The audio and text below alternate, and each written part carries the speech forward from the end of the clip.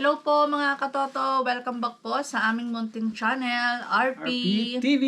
Kung kayo po ay hindi pa po nakaka-subscribe sa YouTube channel ng RP TV, please don't forget to subscribe, like, and share. Para po maraming makapanood pa ng ating mga video. Yes, and para makatulong din po sa amin na magkaroon ng motivation para makapag-share pa sa inyo ng mga iba't ibang klaseng nararanasan namin or totoong nangyayari dito po sa Canada. Yung buhay namin dito sa Canada, may share po namin para magkaroon ng idea yung mga nandito sa Canada, mga bago, at yung mga nagbabalak pumunta dito sa Canada. Yes, tama po. So, ngayong araw pong ito, ang ating pong video na ating tatalakayin ay how to start small business In Canada. Yes. Nangangarap ka rin po ba na mag-business dito sa Canada? Hindi mo alam kung paano magsimula. Hindi mo alam kung anong prosesong gagawin mo. Hindi mo alam kung sino yung pupuntahan mo. Kung saan ka pupunta, paano magpa-register at magkano.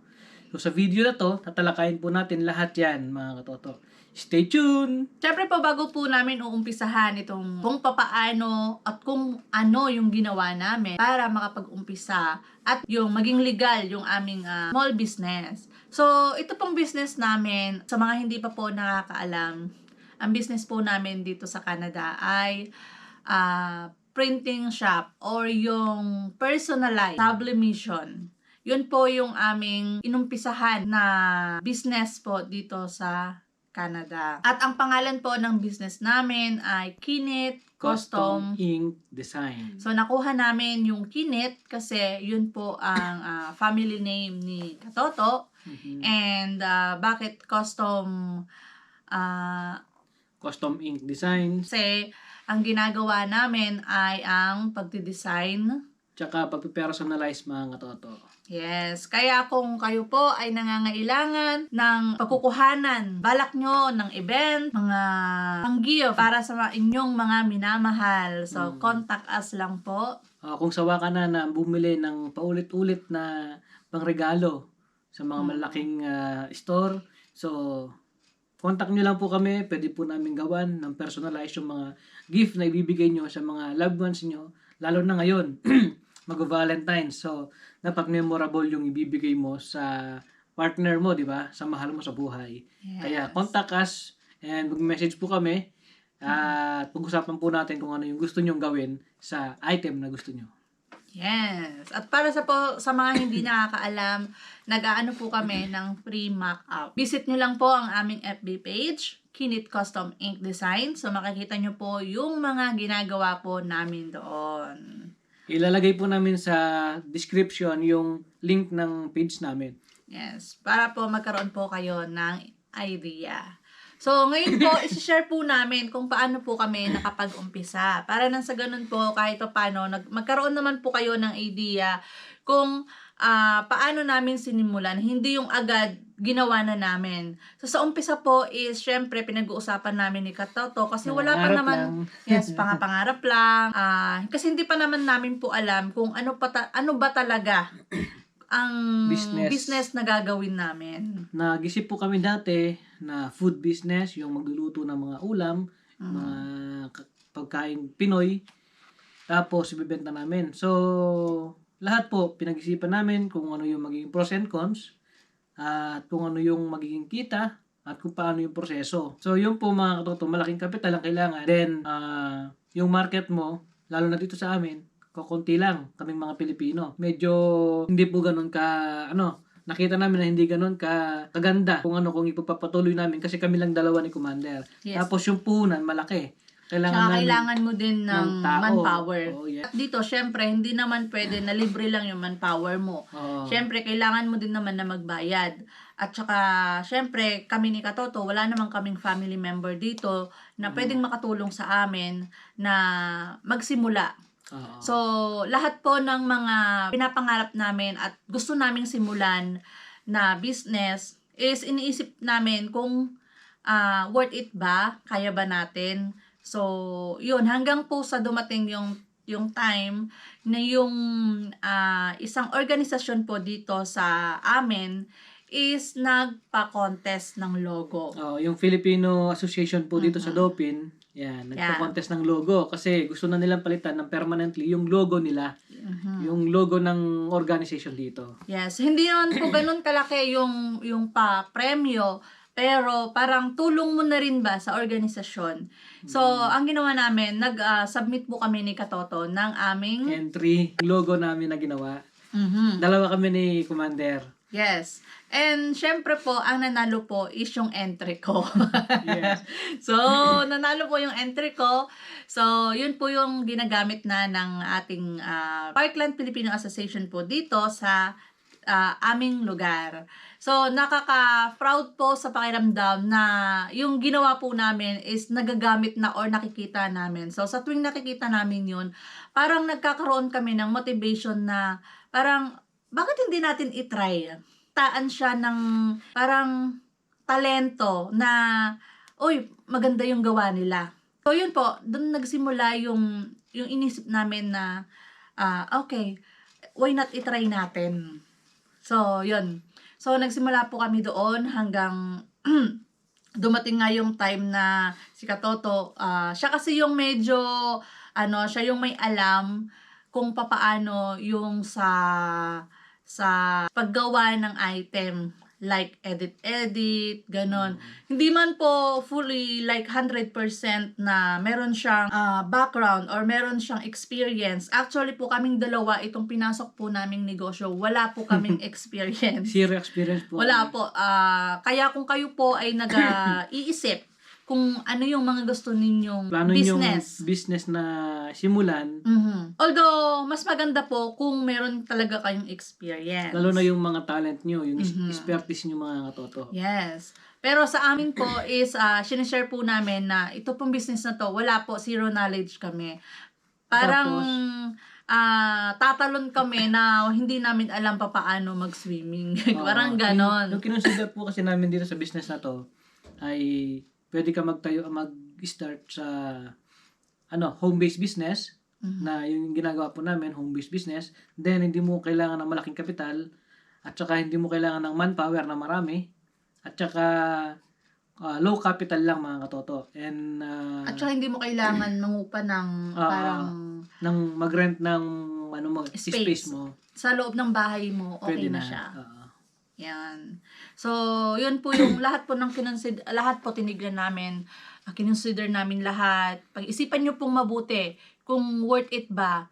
At ang pinaka-importante po is lalo yung ganitong business na unang-una po pala, kaya hindi kami nag-proceed doon sa pagbebenta ng pagkain or gagawa ng maliit na restaurant kasi malaking kapital. Hanggat maaari po is ayaw namin na mangutang o iutang yung kapital sa umpisa kasi alam po namin na ang simula is lahat yon is lulubog ka, masisiro ka. Hindi mo alam yung guarantee ng success niya. Yes, meron man nagsa-success pero syempre talagang pagsusumikapan talaga. Ang inisip po kasi namin ng mga Katoto, hindi pa kumikita yung business pero nagbabayad ka na ng interest kapag ka nangutang ka. Yes. Yun po yung kinonsider namin kaya kami dalawa ni Commander bago namin sinimulan tong business na to, ipon lang muna kami ng konti, then sinimulan hanggang ngayon ilang buwan na, then yung kinikita niya, nakakapag-produce na siya ng sarili niyang mga item. Yes. Hindi na nanggagaling sa bulsa namin. Sa umpisa po talaga kailangan nyo na puhunanan. Pero mas maganda, advice lang namin, mas maganda para sa amin. Mas maganda kung galing sa bulsa ninyo. Huwag nyong iutang, huwag nyo pong i-loan sa ngayon. Kasi hindi natin alam, lalo sa amin ni Katoto, wala kaming idea or wala kaming experience dito sa negosyo namin na ito. Nag-try lang kami. So, ang ginawa namin, bumili muna kami ng oven machine para sa tumblers, mga mugs, sa mga item na pwedeng gamitin doon. Yes. And also, yung heat press. Heat press, yes. Binili namin muna. And then, printer, kasi kailangan ng printer. Yun. And computer, yung laptop ni Katoto na ginamit niya, na meron naman kami dito, yun na yung ginamit namin, di na kami bumili ng extra. So, yun na yung ginagamit namin na panimula. At saka bumili kami ng mga item na gagawin namin. Na ibebenta. Yes, mga ilang piraso lang yung mga binili namin. Hindi kami bumili ng madami kasi hindi namin alam talaga kung mag-work ba siya o hindi.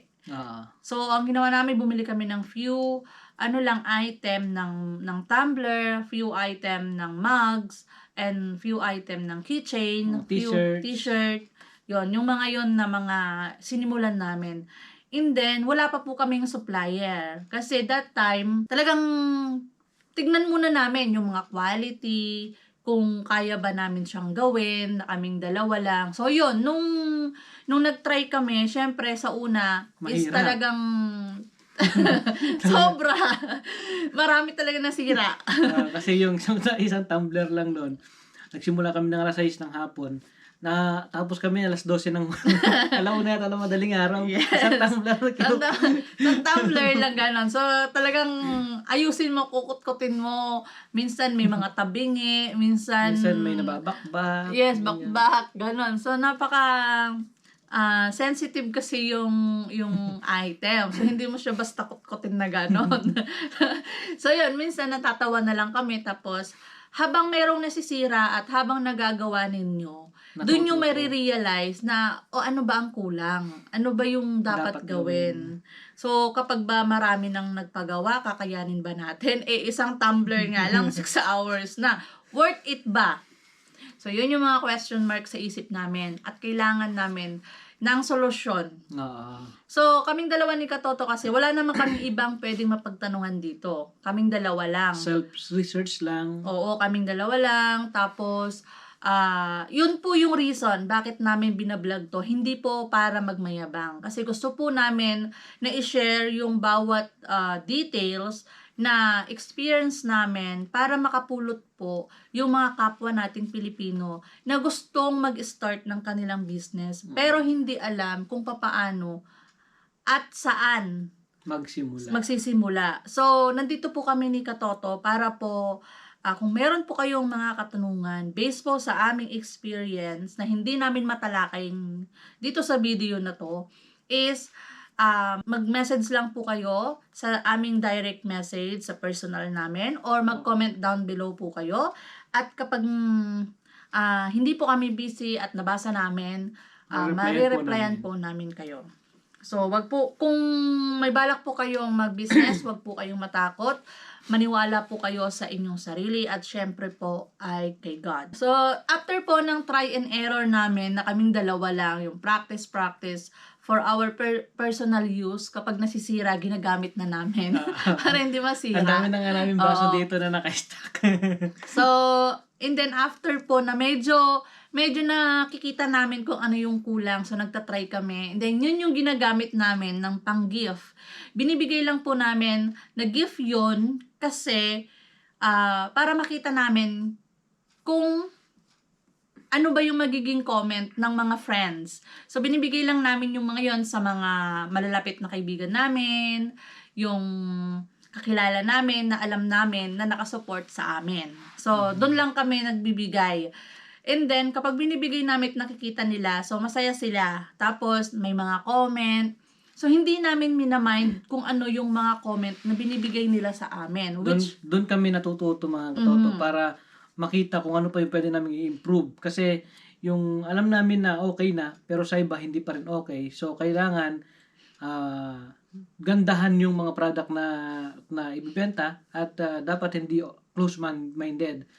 I-accept mo lahat, i-absorb mo lahat yung mga potential na pwede kang mag-improve. Yes, at syempre po, hindi po tayo dapat maging sensitive.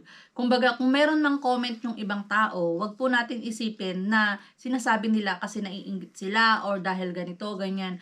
Which is, ang gawin natin, i-take natin yun as parang positive side. Oh yeah, positive side. And then, gawin natin motivation sa sarili. Yun. Para nang sa ganon, dun natin i-apply doon sa ginagawa natin. Wag po natin sila na sabihin na, ganito kayo, bla bla bla. Siyempre, hindi natin maalis sa atin yun kasi ginawa natin, pinaghirapan natin Pero kung ang pag-iisip po ninyo is maging successful, sana. So, kailangan po nating maging open-minded. I-accept natin lahat ng mga comment, bad man or good. So, i-take natin lahat yon para din naman sa atin. So, yun po. Ang ginawa po namin, after po namin nakabili ng mga item na pinag-practicean namin ni Katoto, and then, Nung nag-decide na kami na, sige, kaya na natin to. I-market na natin, i-gawin na natin ng illegal. Kung gusto po kasi namin, legal yung maging business namin kasi maraming may mga nag-order na kasi din eh. Alam mo naman natin dito sa Canada, mahigpit yung mga illegal. Legal po yung gusto naming i-negosyo. Yes, kaya mas pinili namin na i-registered. Although, meron pong gumagawa na hindi na po siya i-registered. Kasi pwede naman, pero syempre ingat-ingat kasi hindi natin alam. Meron din mga tao na nakapaligid na hindi masaya para sa atin. Hindi masaya dahil nakakapagnegosyo ka. Sabi nga nila, bawal ang maging angat sa mga taong tingin nila sa sarili nila is dapat sila ang mas angat kesa sa atin. So, hindi ko naman po nilalahat, pero yun po yung isang example, bakit po kailangan natin na illegal lahat. Kasi mahirap po. Tsaka, gusto po kasi namin in the future, may pangarap po kami na lumaki itong business na to at magkaroon din ng mga warehouse, magkaroon din ng mga sarili ng shop, ganun. Kaya gusto namin legal at syempre practice na din sa amin na in the future pagka malaki na alam na muna namin yung mga legal na gagawin namin. Yes. Although hindi naman masamang mangarap na gusto nating lumaki kasi lahat naman tayo gustong lumaki yung ating business. Yun nga yung reason bakit tayo nag-business kasi gusto nating maging lumaki yung ating business. So, sa umpisa pa lang, why not itry na natin na illegal lahat para na sa ganun makakuha na tayo ng mga benefits as a business owner dito sa Canada. So yun po, una nga po gaya po ng nabanggit namin, nagsimula kami sa practice until then meron pong nag-order. Isa pong kababayan natin na nag-order, nag-try. So doon namin naisip na okay na tayo. Why not itry na natin na magsimula or i-registered. So yun po, bago po namin tinake na yung order is nag-registered na po kami ng home-based business. Actually po, meron pong 3 klase ng business. Yun po ang sole proprietor, partnership, and corporate. So, yung sa amin po ni Katoto, ang ginawa namin is yung una, yung sole proprietor po, yung sa amin. So, dahil po ang gusto namin ni Katoto is merong name na sarili yung business namin, hindi namin ginamit yung name namin. So, nag-isip kami ng magandang name ng business. Nasa sa inyo naman po yun, hindi po mandatory na gumawa kayo ng business name kung ang gamit po ninyo is yung sole proprietor. So, ang gagawin lang po ninyo is kung ayaw nyo na gumawa ng business, yung name nyo na. Under ng name nyo, mas mabilis. Yun po yung pinaka-easy way. Hindi nyo na kailangan na pumunta ng company's office. Pa-register ng business name. So, pupunta lang po kayo, yung home-based business po, pupunta lang po kayo sa inyong lugar. Na saan yung municipality ninyo. Malapit doon. So, pumunta kayo. Kung ang business nyo is under your name, sasabihin nyo lang yung inyong name. Tapos, yun, bibigyan na po kayo ng permit. Magbabayad lang kayo doon. So, ang binayaran namin ni Katoto last year is 175 para po sa business, home-based business. Isang taon na po yun. Annual yung payment. So, bibigyan nila kayo ng inyong certificate na ihahang ninyo sa loob ng inyong bahay. At syempre po, meron pong form na isasubmit or ibibigay. So, nag-fill up po kami ng form at ilalagay nyo po kung ilang square meter or square feet sa inyong form yung gagamitin ninyo sa inyong bahay. So, for example, sa basement kayo, kagaya sa amin, dito kami sa basement. So, sinukat namin kung gaano kalaki yung magagamit ng aming small business. And then, doon sa form, nakalagay doon, ilalagay mo kung ano yung sukat. So, basahin nyo po yung description doon, gaya po ng nabasa namin is, hindi pwede magkaroon ng employee na OFW. So, bawal po yun. So, wag nyo pong pipil-upan yun kung may plano kayo na gusto nyo mag-hired. So, doon po kasi sa home-based business, bawal po yun, hindi pwede. So, ino-know nyo lang yun. Kasi kapag ni-yes nyo yun, may chance na baka hindi kayo maaprubahan. And then, yung sukat po ng yung signage ninyo na ilalagay sa labas, so meron din pong limit, meron ding size. So, depende po sa lugar ninyo, yung sukat. So, i-double check po ninyo kasi dito sa amin, baka iba din. Kung magsasabi ako ng size, tapos dun sa size ninyo, sa inyong lugar is iba. Magkakaiba kasi. Yung so, ano nila. Yes, it's better po na basahin po ninyo yung requirements na pwede ninyong ilagay doon. So, yun po yung una namin ginawa. And then, nag-isip po kami kung ano ba yung pwede naming ilagay na name. Bago namin pinasa yung form doon sa municipality dito sa amin, nag-apply muna kami ng business name para po sa inyong information lang. So, nagpasa po kami ng business name which is $45. Ipapasa nyo naman po yun, pwede pong online, pwede pong personal. So, pero kami ni Katoto, nag-personal kami, pumunta doon sa company's office na malapit po sa inyong lugar. So kami po dito is sa Winnipeg. Pumunta po kami ng Winnipeg, mag-apply ng business name. So, nag-isip po kami ng kung ano yung magandang ipapangalan. Pero ito po, dapat ay unique name. Walang kapareho. You have to make sure po na i-search nyo muna yung mga binabalak nyong name kasi baka po mamaya may kapareho. So, hindi po kayo i-approve. At ang masakit po doon, yung payment po na babayaran ninyo na $45, hindi na po yun mare-refund. Pag yun ay na-deny o pag yun ay hindi na-aprobahan, yung name na i-apply ninyo. So, you have to make sure po na unique name yung gagamitin ninyo. So, kami ni Katoto ang ginamit namin. Yung pong apelido namin, yung Kinit, tapos dinagdagan po namin ng custom ink design. Marami pong custom ink design na pangalan, pero yung sa surname namin, kami pa lang po yung gumamit. Kaya naaprubahan kami within 2 weeks. 2 weeks po is na nakuha na namin yung business name namin. At sinabay na din po namin doon kasi para minsanan na yung pag-apply po ng business number.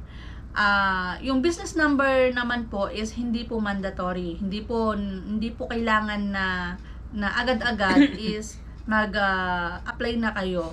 Pero sa amin po kasi is nag-apply na kami kasi nandun na rin naman kami tapos ang layo po ng biyahe, so ayaw naman namin na pabalik-balik. Yung presyo po kasi ng pag-apply ng business number is mas malaki pa yung gas na gagamitin namin kapag bumalik pa kami. So, hindi siya worth it. So, why not gawin na namin, 'di ba? So, nandun na rin. Pero kayo po, meron po kayong option. Pwede pong hindi po kayo mag-apply ng business number kasi po ang GST naman po is 30,000 below, not mandatory naman po na mag-file ng GST. Ang mandatory po na magpa-file ng GST sa mga business is 30,000 above. Yung income ng business nila. Yes. So, later po pag-usapan po natin paano po mag-file ng GST at paano mag-file ng tax return ng mga business. Sa susunod po namin video, tatalakayin po natin yung mga yan. So, yun po, after po noon, nung nag-file na kami noon, nung pag-uwi namin, alam namin na naaprubahan na kami. File na kami dito ng home-based business permit dito sa aming lugar. Nilagay na namin yung aming business name na in-apply para makakuha kami ng permit at maka-operate na kami dito. Habang hinihintay namin na ipadala sa amin yung hard copy ng ano namin, ng business number at business name. So, nagsimula na kami na mag-operate. Pwede naman yun. Pwede naman po yun. Legal na yun. Pag naka-receive ka naman na ng confirmation, pwede ka naman ng mag-operate.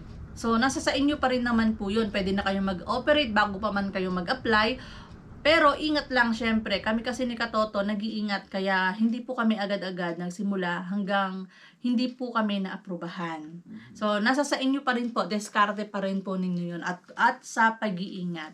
Kasi po, ang payo po namin, mag-try po kayo ng konti lang, then kung alam nyo mag-work siya, dun nyo po i-apply yung mga permit. Para hindi po kayo magsisi kasi magbabayad po kayo mga permit. Tapos, kung nag-decide kayo na ayaw pala yung business na yon, so sayang naman yung permit na binayaran nyo. Kaya kung kami po, ginawa namin, nag-decide po kami na okay na to, pwede na natin ibenta to, at nakapag-decide na kami na tutuloy na namin itong business na to, doon po kami nagpa-register. Ang pag-apply po ng business name is $45. And then, yung business number po is $60. So, worth of $105.